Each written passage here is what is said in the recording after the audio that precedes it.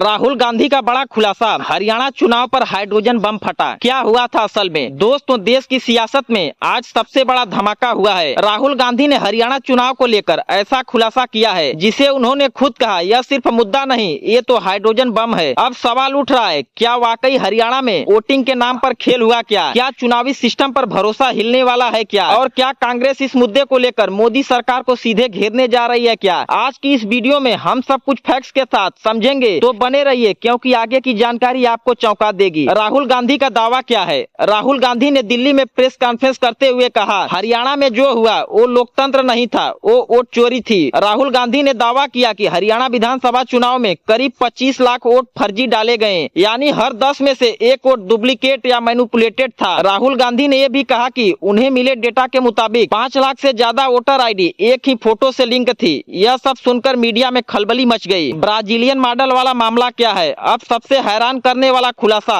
राहुल गांधी ने एक ऐसी तस्वीर दिखाई जो हरियाणा की वोटर लिस्ट में सीमा, सरस्वती, स्वीटी जैसे अलग अलग नामों से दर्ज थी, और वो फोटो दरअसल किसी ब्राजीलियन मॉडल की थी। उनका दावा है कि उसी फोटो का इस्तेमाल करते हुए एक ही महिला 22 बार वोट करती दिखी। दोस्तों, अब चाहे टेक्निकल गड़बड़ी हो या जानबूझकर की गई हेराफेरी, दोस्तों पर राहुल गांधी के इस बयान ने राजनीतिक तूफान खड़ा कर दिया है। इलेक्शन कमीशन ऑफ इंडिया और सिस्टम पर सवाल। राहुल गांधी ने कहा, ये सिर्फ राज्य स्तर की गलती नहीं, ये एक सेंट्रल लेवल साजिश थी। उन्होंने सीधा इलेक्शन कमीशन ऑफ इंडिया पर सवाल उठाया कि अगर इतनी डुप्लीकेट एंट्रीज थी तो इलेक्शन कमीशन ऑफ इंडिया ने कार्रवाई क्यों नहीं की। उनका कहना है कि यह सिस्टमैटिक मैनिपुलेशन है जिसे केंद्र सरकार के इशारे पर अंजाम दिया गया। हालांकि उन्होंने यह भी स्पष्ट किया कि हम इलेक्शन कमीशन ऑफ इंडिया या किसी संस्था की विश्वसनीयता नहीं गिराना चाहते, बल्कि सुधार चाहते हैं। बीजेपी और इलेक्शन कमीशन ऑफ इंडिया का पलटवार। जैसे ही राहुल गांधी का यह बयान आया, बीजेपी नेताओं ने इसे राजनीतिक नौटंकी बताया। उनका कहना है, कांग्रेस ने यह मुद्दा चुनाव के बाद उठाया जब नतीजे उनके खिलाफ गए। इलेक्शन कमीशन ऑफ इंडिया ने कहा कि राहुल का दावा बिना प्रमाण है और यदि उनके पास सबूत है तो उन्हें आधिकारिक रूप से जमा करे। दोस्तों, अब यह मामला राजनीतिक बनाम अर्थव्यवस्था की लड़ाई बन चुका है। देश में इसका क्या असर पड़ेगा? राजनीतिक विश्लेषक मानते हैं कि राहुल गांधी ने यह दावा बहुत सोच समझकर चला है, क्योंकि आने वाले महीनों में बिहार के चुनाव है। हरियाणा के मुद्दे को